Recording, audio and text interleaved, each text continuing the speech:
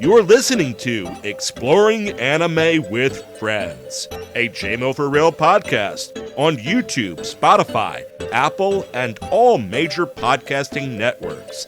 I'm your host, JMO! And today's friend is my wife and co-host. How's it going today, Sarah? Hi, everyone. It's going great today. Awesome. Are you all excited for today's episode of Exploring Anime with Friends Movie Edition? I am. It's a good one. Excellent. Today we'll be diving back into the works of Makoto Shinkai, and we will be exploring the movie Suzume, an urban fantasy released in April of 2023. First, we will meet our lead character, Suzume, and find out some of what makes this girl tick. Afterwards, we will dive into the day where she met Soda, and everything in her life just changed. Then we will talk about the journey that Suda and Suzume go on together as they're chasing Daijin across the countryside. And finally, we will go into the supernatural implications of what is going on and how it's going to affect the lives of Suzume, Soda, and Daijin. And if you like what you're hearing today, remember to check us out on social media. Like, subscribe, and follow. That button right there, or somewhere down there. All right. Suzume. Talk to us a little bit about Suzume. Suzume is just a girl. She's a 16-year-old girl living her life. She got nothing really going on. She's doing her thing. Yeah, I mean, her thing is a little different than a normal 16-year-old girl's thing because she lost her parents when she was young. She did. And she's being raised by her aunt, right? Mm-hmm. To be honest, the father was never in the scene. I don't know if it explains what happened there. And yes, Suzume's mom passes when she's 4. So her aunt's been raising her for the past 12 years. Yeah. Yeah, we don't know if the father passed before then or if he walked out. We just know that she had a poor childhood.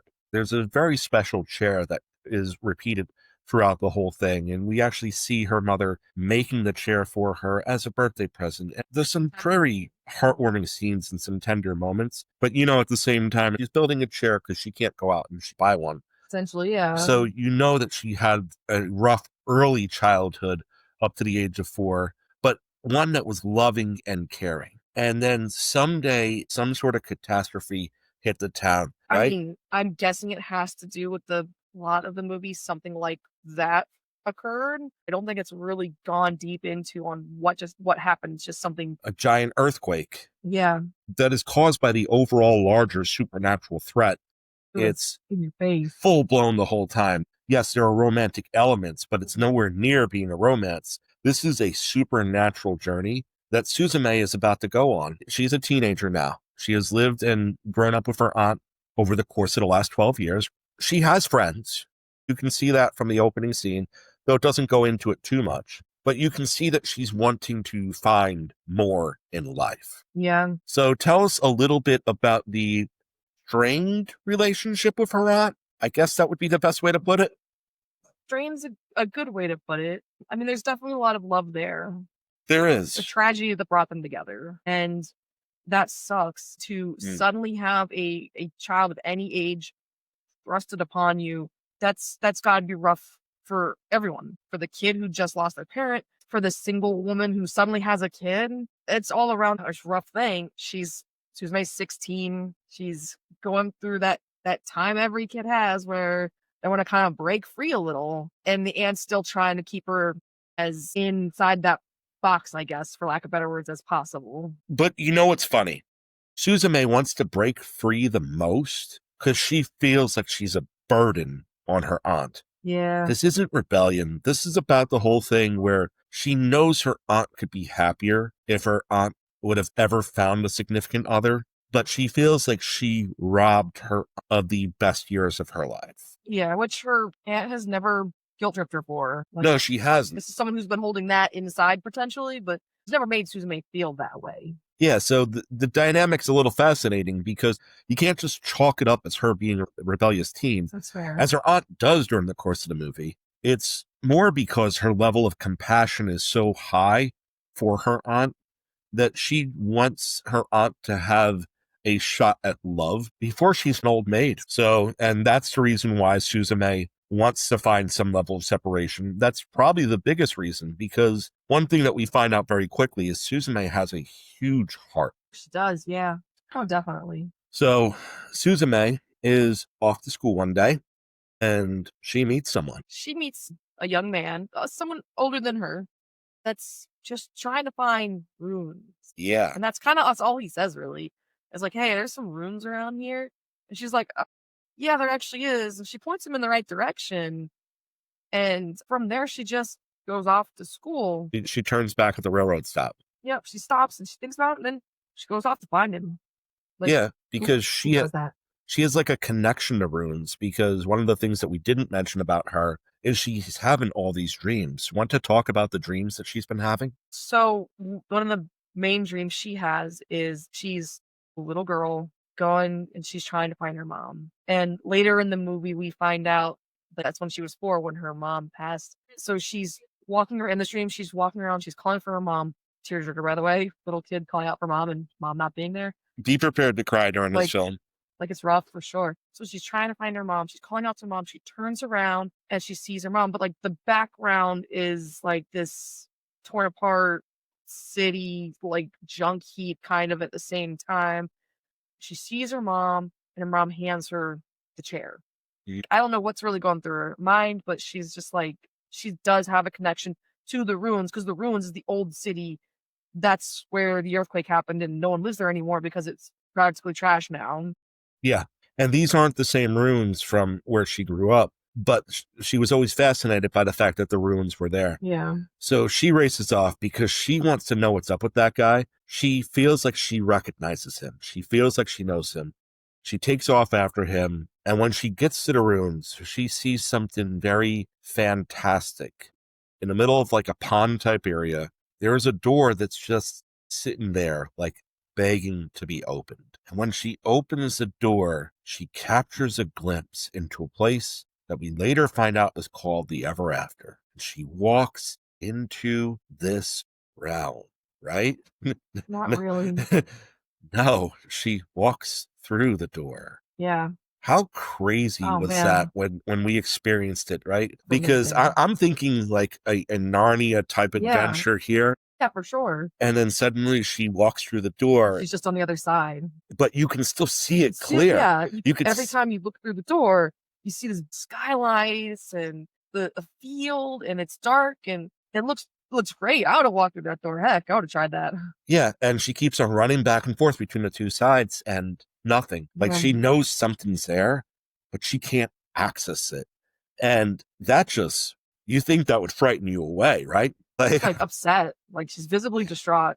And then as she's going back and forth, she notices something else, something that seems very important. What does she notice at that moment? Well, I think she kind of trips on it. It's a little figurine. It's got some markings on it. Well, it's a keystone. It's a keystone, but it's like about like a little less than a foot big, so it's sizable. And it's kind of got like a little bit of a face to it, like little cat ears to it. And she's holding it for a second. She's like, what is this? And she looks back at the door.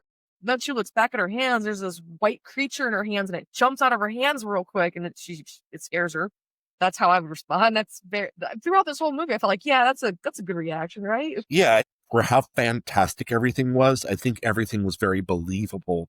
The reactions that came off of it, though, admittedly, it does point to Suzume not just being a character with a big heart, but a character with courage too. Yes, absolutely. Which is a little bit of a change of pace sometimes, because I can picture a lot of anime protagonists in movies shying away from a moment like that.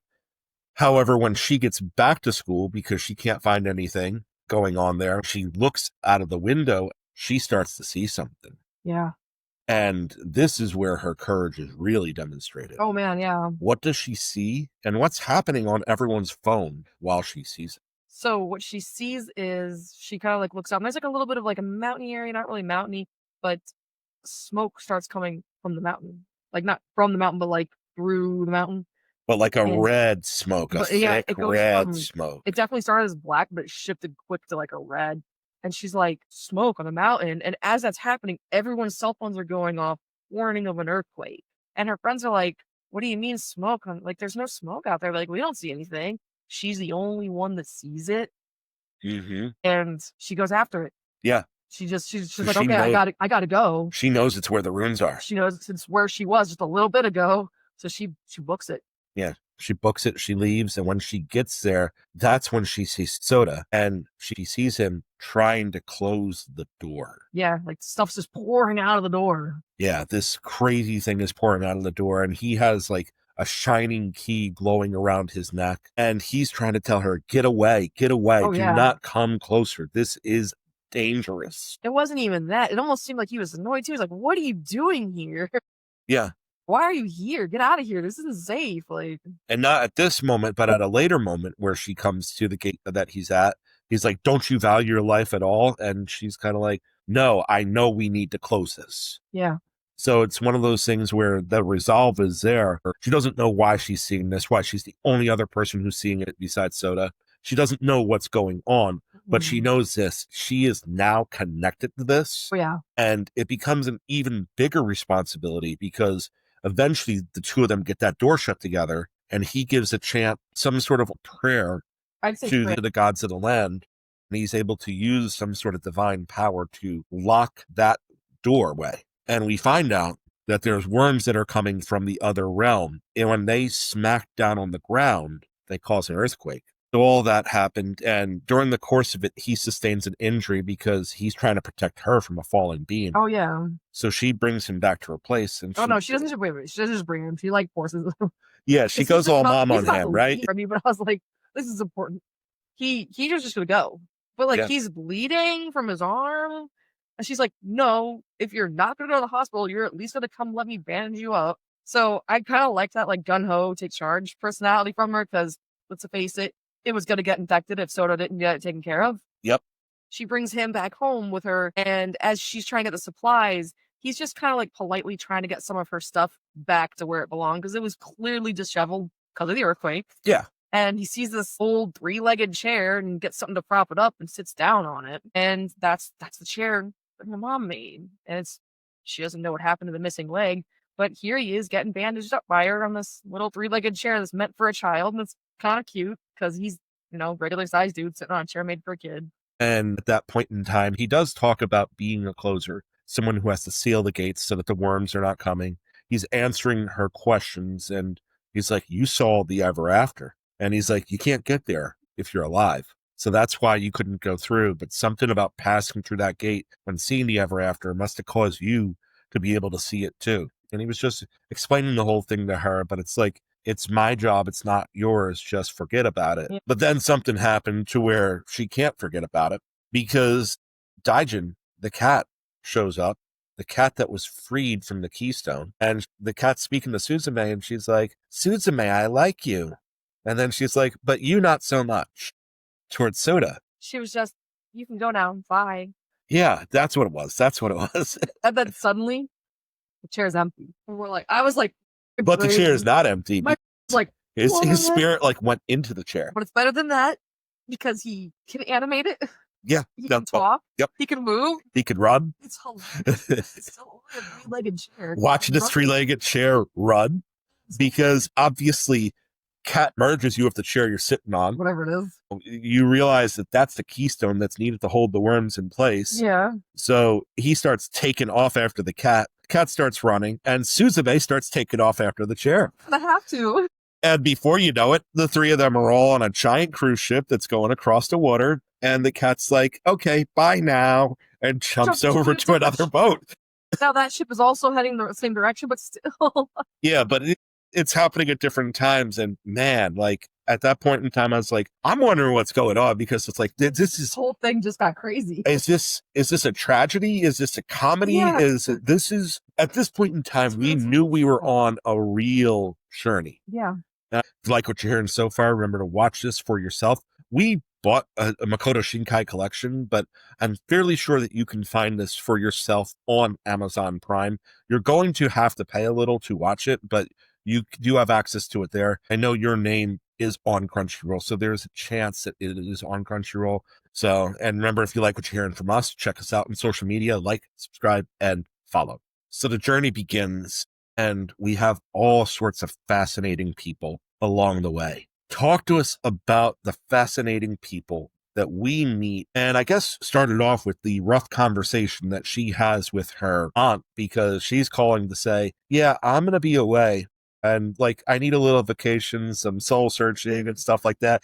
And the aunt's like, what does that mean? You better not be with the boy. And it's like good reaction. Right? Like perfect reaction, but it's one of those things where it's kind of like I need to go and I need to do it. And she's thinking that she's having some sort of like rebellious teenager running around the countryside sort of moment, maybe even running away from home for all she knows. But she's actively trying to save Japan from a worm invasion because the Keystones no longer have it in place. And like, if you did explain it, she's not going to think that you're running around with a boy. She's going to think you're running around with a boy on drugs. Yes. Like, so, sorry. So there's no point in explaining it unless you can actually prove it. And you can't prove it unless she's actually there. But so you have these calls going back and forth along the way, which add both tension and humor based off of when it's taking place. Also a little bit of realism. Yeah. Because just the aunt's acting very much like the parent or guardian would act like. Yep. So tell us about some of the people that we meet along the way during the fun part of this journey. The best part about all this is people are just willing to accept this strange girl who's carrying around a chair. That's kind of my favorite part. I was like, are you serious? Especially when the chair is on the news with like footage of showing the chair run. Social media, look at this cute cat. That's actually how they track Daijin so much, is because people are posting pictures of this cute cat that they just started calling Daijin. Yeah. But one of the people they meet, the first person, is, I assume, a delivery girl of some kind. She's on like a little motorcycle type thing, driving uphill, getting these tomatoes from point A to point B. Something distracts her, and one of the boxes of tomatoes falls. And out of nowhere, Soda's like, oh, we got this. Runs over as fast as his little chair legs can. Gets like bubble wrap or something that's just sitting on the side of the road. Wrap, whatever it was. As soon as I hold one side, he runs over like to block the other side of the road and catches all the tomatoes. And then he goes limp to make it look like this delivery lady think that, wait, Suzume did all that by herself? Yeah, just ran over, grabbed the wrap, put the chair down to stabilize it. And, okay, sure, whatever. Suspension of disbelief right there for me, but whatever. But that's the first person she really runs into that really gives her a hand. She gives her a ride. Soda, you found out, does not need to eat because chairs don't need to eat. So kind of duh. Yeah. Gives her like a fresh set of clothing. This is just a really, really nice person. Someone you want to meet when things are going rough. And then the next person she runs into is a lot different because things I disagreed with. Yeah, the first person, she sets her up with the clothes so that she doesn't have to wear her school uniform around everywhere, and she gives her more of a normal everyday look to her. The second one is kind of like, the bus isn't going to stop for any while. Anywhere I can take you? And she's like, okay, yeah. So Suzume gets in, and there are two kids in the backseat of the car. Oh, it was funny. And before they get to the destination where Suzume is going to get dropped off, the lady's kind of like, oh, darn, I don't have a babysitter anymore for tonight. And then she looks over and it's like, I didn't hear the question asked at all. Nope. Like, because it wasn't. Because she's looking over at her. The very next scene, Suzume's watching kids. Who does that? Who picks up a stranger on the side of the road with a duffel bag that only has a chair in it and says, oh yeah, this person's perfectly capable of watching my two young children? Yeah, right? Like, who does that? Like, I would think that if the thing in the duffel bag is a three-legged chair, I'm not thinking they're a good babysitter. I'm thinking about what kind of mental disorder this person has. This person needs some serious help if like their baggage is a three-legged chair. Yeah. There might have been other things, but that was the thing. The kids started opening her stuff and looking at it. Yeah, because the kids are as invasive as anything.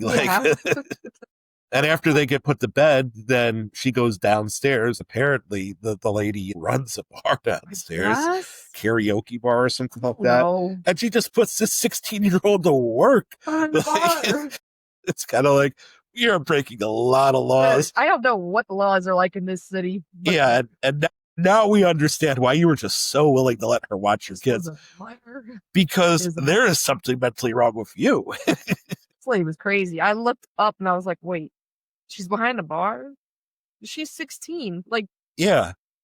And I'm pretty sure the drinking age over there, I think, is 20. But yeah, so that all happens. And man, I don't know how she gets out of that scene. Well, she gets out of that scene because she runs off because she Yeah. has to take care of something along the way because the worms are still coming forth. Now we're going to go into the ins and outs of what's been happening with this journey because everywhere they stop and everywhere they meet a new person, there's a rooms. When they get to the point where it's the first person, the delivery girl, there is an abandoned school and they find out that she has a connection to the school. Before it was abandoned, that's where I went to middle school at and everything. And they have to seal the worm away at the abandoned school. And that's where the connection really happens between Soda and between Suzume, right? Yeah. Because that's the moment where Suzume is kind of like, I don't care if I die.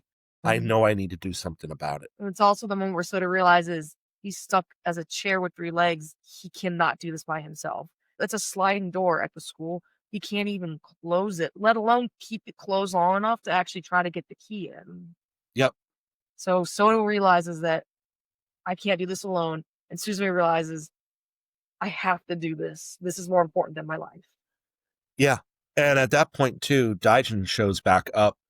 And Soda's trying to tell Daijin, get back to being the keystone because you're the reason why everything's going down. And Daijin's like, no, silly, you don't get it. Yeah. And then just runs off. And Soda is not getting it. No, he's not. And they do another sealing at an amusement park where dangerous things happen because the abandoned amusement park lights up and the door that has to be sealed is on a Ferris wheel. And Suzume kind of walks in and through, almost getting like sucked into the world for a moment until she eventually snaps out of it. And they're eventually able to close the door together on the Ferris wheel that's just rotating around. And Suda, at this point in time, is angry with Daijin. Yeah. Well, for many good reasons. Because it's one of the keystones. And if the 2 keystones are not in place, the worm comes through super easy. And the earthquake almost happened that time. It would have been terrible if it happened there because it was a very mountainous region and would have wiped out a lot of people. But around here is the point where he starts to realize that he has to get back to his place so that they can look some things up. Tell us a little bit about him returning to that point and what he learns. There's a lot. So they go to Soda's place, and Soda actually has books about all of this, like old manuscripts, old texts. And as they're looking through things, Soda realizes that Daijin isn't the keystone anymore. He's the keystone.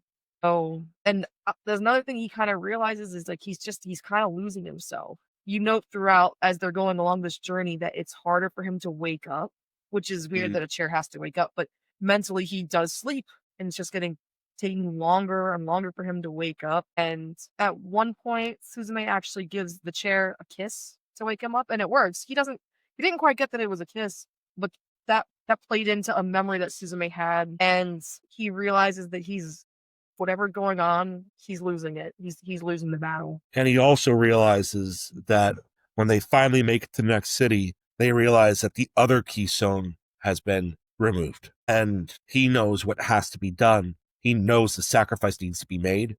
Problem is, Suzume has fallen in love with it. Oh, yeah. And this worm is breaking free, and it's over the whole city. Yeah. A huge mass in the air. This earthquake is going to take out millions of lives and rip Japan in half. Yeah. And I'm thinking back to whole Weathering with You, where I'm kind of like, well, love beat right. Love beat right and Weathering with You. Weathering with You. Like, they didn't make the sacrifice. They didn't sacrifice the love to save Japan. They sacrificed Japan to save the love. So this could go any way. That was kind of the best part about watching previous movies from Shinkai. You don't know what's going to happen. Yeah. And then eventually she comes to, and Daijin's up there too. And it's like, millions of people are going to die. What are you going to do, Suzume? And you don't know what's happening other than the fact, like, where is this going to turn? Yeah. Like, what's this going to do? And because she looks so despondent and so dejected at this point in time, that's where we're going to leave you because this journey gets wild. The humor laced in felt so inappropriate at times, but it helped to break the tension they did a good job that you were feeling. So it really just kind of laced it back and forth for me. I'm gonna take the lead on this end game. It was all over the place. all over the spectrum, but the moments that felt out of place helped give you relief from the tension you were feeling. So in some ways, I think it was scripted incredibly well. Suzume is a very realistic character. I thought the realism of the characters as a whole was something that's kind of like, they didn't just go with tropey characters. They made real people, right? Yeah, definitely. And I'm going to need to give it another watch because there were parts that did feel all over the place. But when sitting at the end, when all was said and done, like, I knew that it was one of those things where, man, I just saw one of the best anime movies I've ever seen. I was like, if he didn't have Your Name on his resume, this might be my favorite Shinkai that I've seen. That's fair. It's actually very fair. You know, he has the greatest anime movie of all time on his resume. It just gave me a further respect and appreciation for the legendary anime film creator, Makoto Shinkai. Definitely. How about you? It was fantastic. It was such a confusing, wild ride at first, and I love that. I love the aspect of, oh my gosh, what's happening? Why is this happening? Where's this going? And then the big reveal of what actually. I love when movies do it well. Not all of them do it well. It's solid. It's good. I was tearing up at the end, like, I mean, for different reasons. I was like, crying at the end. Yeah, I mean, it's just, it got me. Shinkai's fantastic. So if you're looking for like if you're looking for someone that you haven't seen yet, you haven't heard of anything from Shinkai, highly recommend finding the movies and watching them. Each one has been chef's kiss and perfect. Your Name being the top, in my opinion, as well. They've been so good. This one did not let me down, did not disappoint me. It was excellent.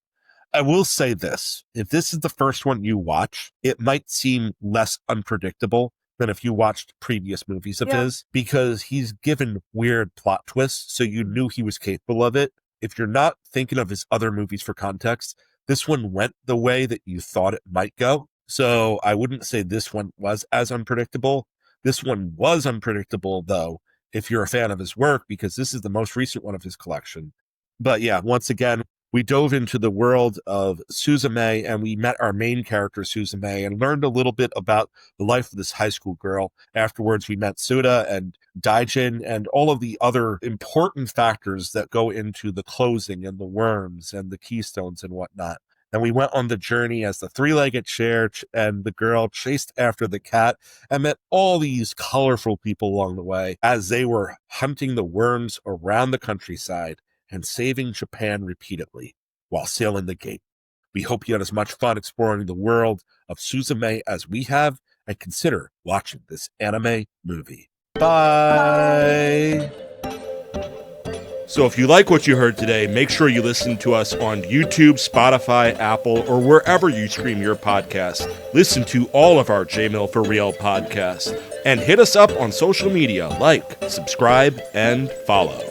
Once again, this was Exploring Anime with Friends. Let's explore together. And now for a word from our sponsors. Poppin' Cinema with Joe Mama and Friends. Showcasing the power of cinema, join Joe Mama as he introduces different friends each week to a movie they have not seen before, popping their cinematic cherry as they talk about the movie they just watched every Tuesday at midnight. Bin Buster. Live from YouTube, it's Tuesday night, the call sign of the Bin Buster YouTube channel. Once you hear this, you know you're about to embark on a journey through pop culture, movies, comics, and more. Buckle up and enjoy the ride every Tuesday night at 9 p.m. EST.